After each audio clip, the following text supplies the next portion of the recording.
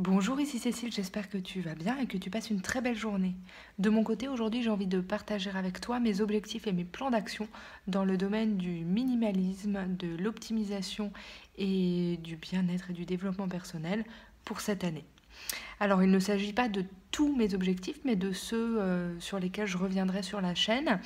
Et le fait en fait de faire cette vidéo et de les partager avec toi, eh bien ça va me permettre de voir en fin d'année si je les ai atteints ou voilà quelles sont les réussites, les échecs ou du moins les axes d'amélioration de cette année 2018. Comme tu peux le voir, eh bien je tiens mon téléphone à bout de bras parce que je ne sais pas où j'ai mis mon pied et donc le rangement est certainement un axe d'amélioration pour cette année. Alors, tout d'abord, j'ai envie de te parler de mes objectifs dans le domaine du minimalisme et de l'optimisation. Donc, j'ai un premier objectif pour cette année. Cet objectif, c'est de réduire ma garde-robe de 40%, donc me séparer de 40% de mes vêtements. C'est un chiffre que j'ai fixé parce qu'il me paraissait assez équilibré. Ça va être un challenge quand même pour moi et en même temps, j'ai l'impression que c'est réalisable. Et c'est aussi un minimum, c'est-à-dire que si j'arrive à me séparer de plus de 40% de ma garde-robe, eh bien je serai ravie.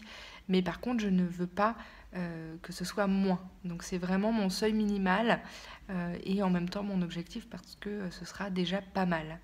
Donc ça, je compte y travailler cette année. Et j'ai un challenge qui est que j'ai envie de reproduire mes 4 mois passés sans acheter de vêtements que j'avais fait l'année dernière, du mois de février au mois de juin.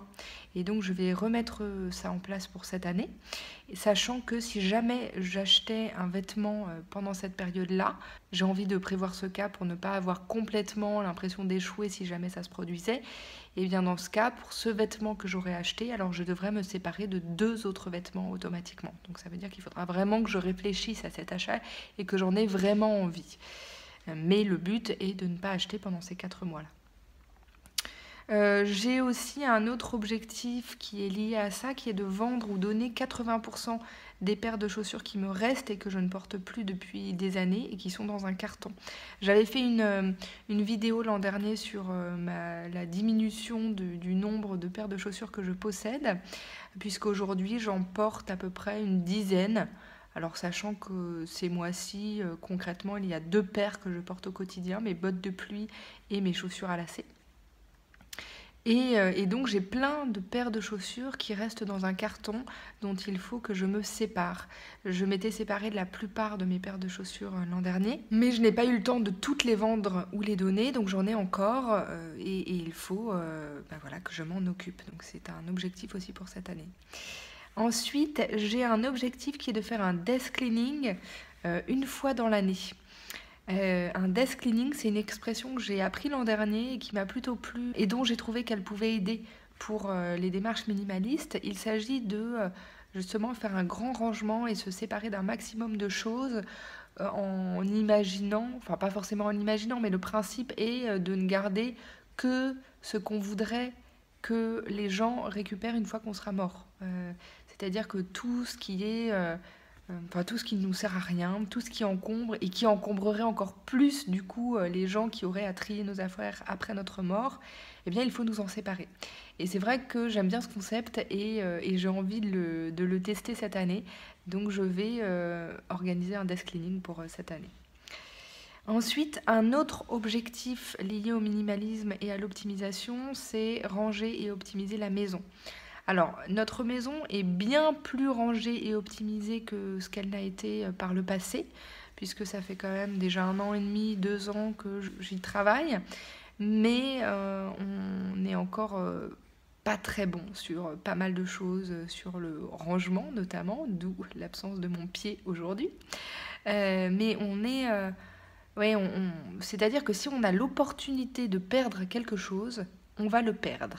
Et l'opportunité de perdre des choses quand on a 3 enfants se présente souvent. Donc du coup, il y a encore vraiment du boulot là-dessus. Aujourd'hui, on a moins d'affaires, donc de fait, on en perd moins. Mais il y a peu de choses qui m'agacent autant que de perdre du temps parce que je ne sais pas où j'ai rangé quelque chose. Donc là-dessus, il faut vraiment que je travaille, notamment sur les rangements de la cuisine qui ne sont pas optimisés, Le rangement de la salle de bain, parce que concrètement, on a très peu de choses dans la salle de bain, mais on a au fond des placards des vieilles choses qui ne nous servent pas. Donc là, il y a aussi quelque chose à optimiser, je ferai une vidéo là-dessus. Et également la chambre des enfants, parce que ça demande beaucoup de maintenance. Ils grandissent en permanence, donc forcément leurs vêtements sont tout le temps trop petits. Enfin voilà, il y a un travail de maintenance à faire là-dessus et d'optimisation. Donc optimiser la maison, c'est clairement un objectif pour cette année. Ensuite, sur la partie minimalisme et charge mentale, donc une des choses les plus riches que j'ai, enfin voilà, une des choses qui est les plus importantes pour moi à optimiser dans la vie, c'est notre temps pour pouvoir en faire ce qu'on a envie et ne pas le passer à effectuer des corvées en fait ou des choses qu'on pourrait optimiser. Et du coup, clairement, je voudrais faire un travail d'optimisation, comment dire, de la charge mentale. Enfin, la charge mentale, la fatigue décisionnelle, tu l'appelles comme tu veux, mais l'idée c'est de ne pas avoir à perdre du temps à réfléchir à des choses pour lesquelles j'ai pas envie de réfléchir en fait. Parce que eh bien, comment dire, mes capacités cognitives, je préfère les garder pour des tâches créatives, enfin d'autres tâches que ces tâches organisationnelles. Par exemple, un projet pour moi pour cette année, ça va être de simplifier les repas pour vraiment y passer le moins de temps possible. Et ça, j'ai plusieurs tests en cours, plusieurs petits pilotes que je mène là-dessus, donc je vais t'en reparler dans d'autres vidéos. Mais c'est vrai que j'ai besoin que ce soit le plus simple possible et ne pas y passer trop de temps. Je voudrais aussi faire des listes types pour éviter de refaire des listes sans arrêt. Et puis, de façon générale, optimiser tout ce qui peut l'être pour ne pas avoir à penser à toute cette logistique. Ensuite, on a un objectif de réduction des déchets. J'aimerais réduire de 80% le plastique alimentaire et les emballages carton ou papier que l'on utilise. Donc, comme je t'en ai déjà parlé, on n'a quasiment plus, enfin on a très peu aujourd'hui d'emballage plastique alimentaire, mais il reste des domaines dans lesquels on a du mal à l'éviter. Typiquement, les noix ou les graines, je ne les trouve pas toujours en vrac. Et du coup, je les achète parfois en grande quantité sur Internet et elles arrivent en général dans un gros sachet plastique. Du coup, voilà, là, il y a de l'optimisation à faire, de même qu'avec les emballages papier. Et je voudrais trouver de nouveaux canaux de vrac et remplacer les emballages plastiques par du carton quand c'est la meilleure option ou par pas d'emballage du tout quand c'est possible, bien évidemment. Ensuite, je vais te parler de mes objectifs bien-être et développement personnel qui sont aussi très importants pour moi. Donc le premier, c'est un objectif qui est très ambitieux, je trouve, mais mes intentions pour cette année sont le courage et l'harmonie, l'équilibre. Donc je trouve que c'est un acte courageux, en tout cas par rapport à moi, donc je vais le faire. J'aimerais arriver à me lever, enfin je vais réussir à me lever aux alentours de 6 heures du matin, 5 jours par semaine, pour consacrer du temps à ma pratique de yoga et de la méditation. C'est vrai que, alors je ne suis pas du tout du matin à la base, donc ça va être compliqué pour moi, mais j'ai envie de profiter de cette fenêtre de temps calme à la maison pour faire ce qui m'est cher, parce que ce moment se représente très très rarement plus tard dans la journée, donc j'ai envie vraiment d'optimiser le petit matin, si on peut dire. Ensuite, j'ai envie de développer ma créativité, de l'exercer plus.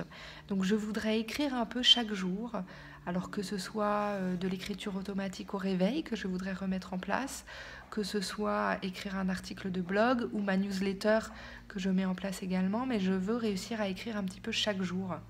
Et la deuxième chose, c'est que je veux recommencer le programme de 12 semaines de The Artist Way, un livre dont je t'avais parlé au mois de septembre. J'avais commencé ce programme avant la naissance de notre petit dernier. Bien évidemment, depuis, je l'ai arrêté. Donc, je vais le reprendre et m'y tenir. Et voilà pour la partie créativité, mais je crois que ces actions vont vraiment m'aider à redévelopper ma créativité et ça c'est très important pour moi.